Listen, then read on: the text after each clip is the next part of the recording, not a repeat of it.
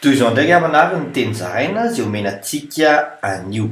Aoka ho hita aminao olony Kristy. Ny fankataovana ny lalàna no hamarinina. Araka ny amin'ny Romanina toko faharoa andiny fahatelo ambin'ny folo amin'ny anaran'i Jesosy hoe fa tsy ny mpandre ny lalàna no marina eo anatrehan'Andriamanitra, fa ny mpankatao ny lalàna no hamarinina. Mila kolokoloina ny fihetsika sy toetra sao hitenenan'ny jetilisa ratsy ny anaran'Andriamanitra.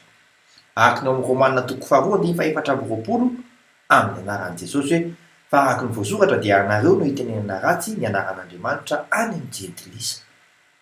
Porofoa amin'ny alalanao ary fa masina ny tomponao. Vavaka isika, ray eo, zava-dehibe tokoa ny fankataovana ny teninao. Ampio izahay hanatanteraka izany ka ho baiboly velona tokoa eo anatrehan'ny hafa. Amin'ny anaran'i Jesosy Kristy velona avy any Nazareta, amen.